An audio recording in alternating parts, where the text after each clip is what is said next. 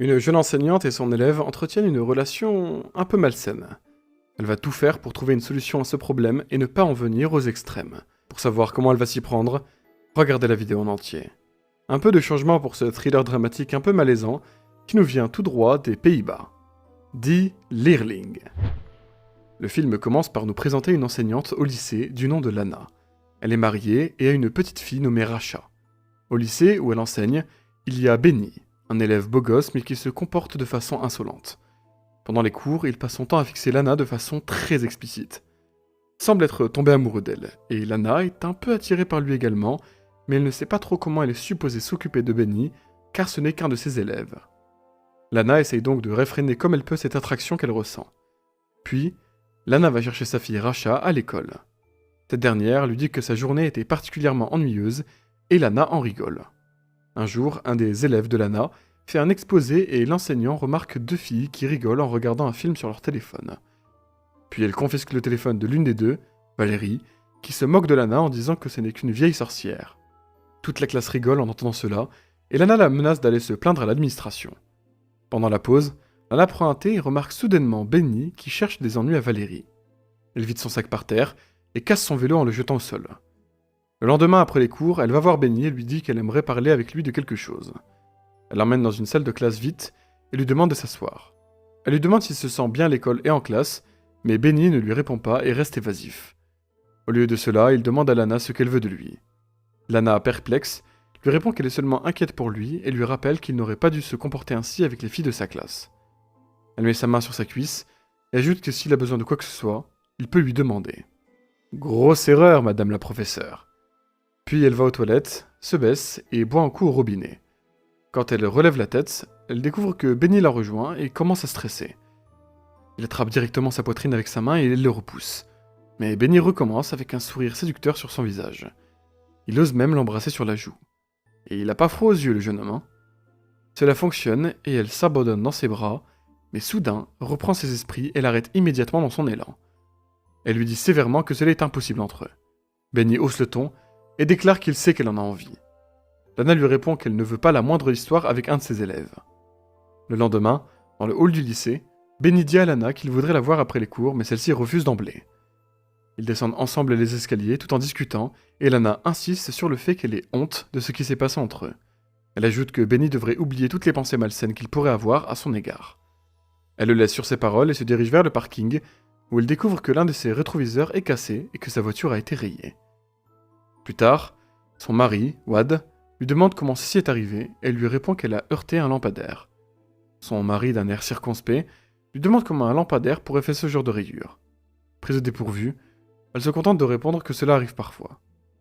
Wad lui fait remarquer ensuite que son thé est en train de refroidir et il s'en va. Partie 5. Le lendemain, Lana demande à ses élèves d'écrire un exemple de lettre pour une demande de stage et leur demande s'ils ont des questions à ce propos.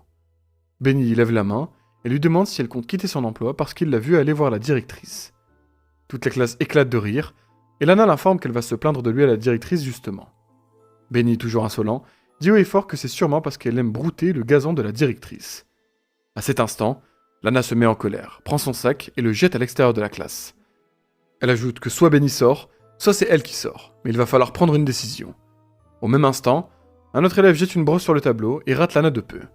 En voyant cela, Lana, folle de rage, sort de la classe et les étudiants commencent à applaudir.